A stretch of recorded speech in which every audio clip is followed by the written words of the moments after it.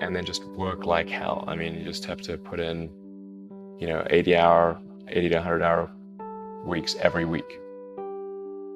And That's a then lot of work. all those things improve the odds of success. Okay.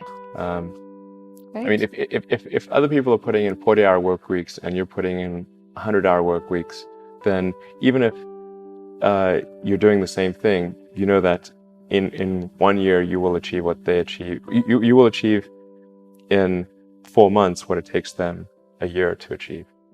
Okay. I like your work ethic. All right. Thanks. Elon. You need to work, if depending upon how well you want to do, and particularly if you're starting a company, you need to work super hard. So what does super hard mean? Well, when my brother and I were starting our first company, instead of getting an apartment, we just rented a small office and we slept on the couch. And we showered at the YMCA, and we're so hot up we had just one computer. So the website was up during the day, and I was coding at night, 7 days a week, all the time. And I sort of briefly had a girlfriend in that period, and in order to be with me, she had to sleep in the office. So work hard, like every waking hour. That's the thing I would say particularly if you're starting a company. And I mean, if you do simple math, say like, okay, if somebody else is working 50 hours and you're working 100, you'll get twice as much done in the course of a year as the other company. Well, I think part of the problem, the reason people aren't as excited about space is that we haven't been pushing the frontier as much.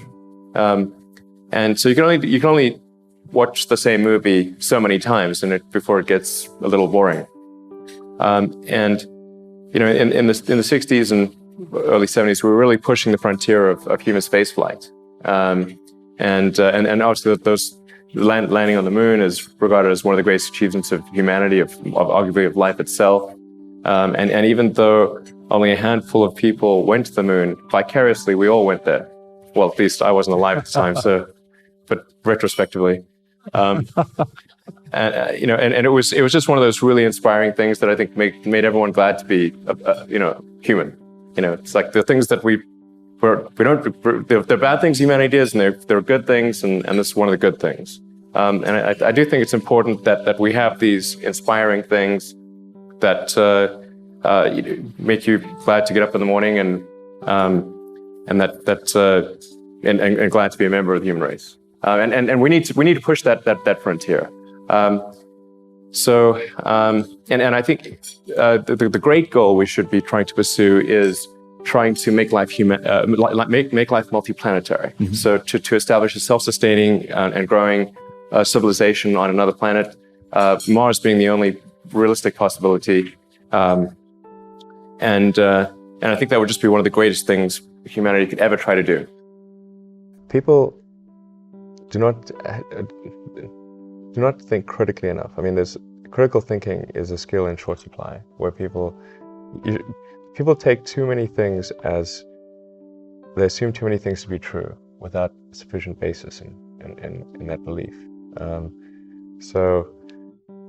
It's very important that people closely analyze what is supposed to be true and try to build up. Try to say, let's analyze things from first principles, not by analogy or not by convention. If you assume things are true by convention, which is actually what most people do, then it's difficult to gain insight into how things can be bettered. In any argument or any sort of train of thinking, you want to make sure that the underlying premises are valid and applicable, and then in reaching a conclusion, that the conclusion you're reaching is necessarily driven by the underlying premises and the interconnection between those premises. That may seem like a really simple thing to say, but most people don't do that. So it's really the foundation of rational thought. People tend to overweight risk on a personal level. It's one thing if you've got a mortgage to pay and kids to support, and that if you were to deviate from your job, how are you going to feed your family and pay the rent? And okay, that's understandable. But let's say you're young and you're just coming out of college or coming out of high school or whatever, what do you risk? You're not going to starve. I mean, Right. it's really certainly not in any kind of modern economy. It's so easy to earn enough money just to live somewhere and eat food. You could, that's any, I mean, very easy to do. So I don't know what are they afraid of? They're mostly afraid of failure, I think, but people should be less risk averse when there's not much at risk. Constantly seek criticism. Yeah.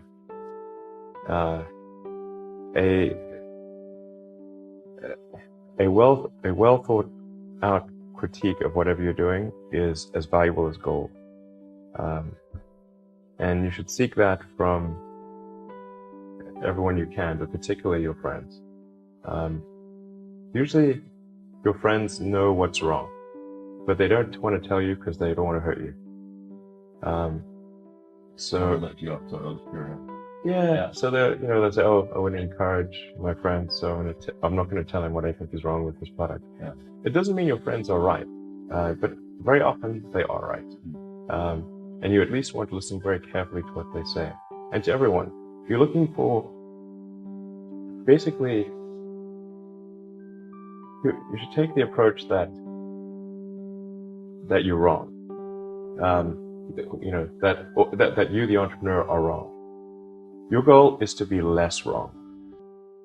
When you were in college and developing these skills, you wanted to do some things that were of benefit to humanity. Why did you think that? Well, because not everyone does. Yeah, no, I guess it was, I had sort of a existential crisis of like, what does it all mean, and what's the meaning of life, and was this 3 a.m. over a beer, or this was more serious? Probably goes back to high school, I guess. I don't want to give a laboriously long answer, but I was, I had sort of a dark childhood. It wasn't good. Probably partially brought on by reading some of the philosophers. Like, don't ever read Schopenhauer and Nietzsche if you're 14. It's not good. Yeah, or Ayn Rand either. Yeah. Yeah. So I was just trying to figure out what does it all mean. And actually, when I read The Hitchhiker's Guide to the Galaxy, which I think is a great work of philosophy, that sort of highlighted the point that very often the issue is understanding what questions to ask. And if you can properly frame the question, then the answer is the easy part. So I thought things that expand the scope and scale of human consciousness and allow us to better ask questions and achieve greater enlightenment, those are good things. And so that's sort of what can we do that's going to most likely lead to that outcome. And the way I tend to view problems is from a physics standpoint. I think physics is a good analytical framework. And one of the key things in physics is to reason from first principles. This is contrary to the way most human reasoning takes place, which is by analogy. Reasoning from first principles just means that you figure out what are the fundamental truths or things that people are pretty sure are fundamental truths, and can you build up to a conclusion from that, from those principles, and then certainly if you come up with some idea and it appears to violate one of those fundamental truths, then you're probably wrong, or you should get a really big prize or something like that. So this may seem like, I don't know, it may seem sort of obvious when it's explained, but it's actually not what people do. Reasoning by analogies is helpful because it's a shortcut. Yeah. And it's mostly correct, but it tends to be most incorrect when you're dealing with new things, because it's hard to analogize to something really new. We got to try to create an electric car company, but it wasn't as though in creating these companies that we thought that we would be successful. I thought that the most likely outcome was failure, but it was still worth doing, even though the odds of success were low. In fact, even for SpaceX, originally what I started doing was not creating a rocket company, but actually was going to do a small mission to Mars, which was just a philanthropic mission where you would send a small greenhouse with seeds and dehydrated gel, and would upon landing hydrate the gel, and you'd have this cool picture of green plants on a red background. And the public tends to respond to precedents and superlatives. So this would be the first life on Mars, furthest that life's ever traveled. And you'd have this great money shot of green plants on a red background. So, yeah, I thought that would get people's attention. So, but the expectation for that was no return. So I thought we wouldn't get any, we'd just spend the money on that and it wouldn't happen. The president's first space policy directive to me was go to the moon, and the word in there is sustainable. Reusability is fundamental. If you a fully reusable vehicle will cost 100 times less per flight than an expendable vehicle. I actually don't care at all about money at all, but I do care about us becoming a spacefaring civilization. Yeah. And I do know that if we don't achieve full and rapid reusability, it will not happen. Yeah. And so that's the only reason I actually want money at all. What I really want to see is, permanent base on the moon, permanently occupied human base on the moon, and us building a city on Mars. That's like, if I can see the beginning of that before I die, I'll die happy. And then just work like hell. I mean, you just have to put in, 80 to 100 hour weeks every week. And then a lot of work. That all those things improve the odds of success. Okay. I mean, if other people are putting in 40-hour work weeks and you're putting in 100-hour work weeks, then even if you're doing the same thing, you know that in 1 year you will achieve what they achieve. You will achieve in 4 months what it takes them a year to achieve.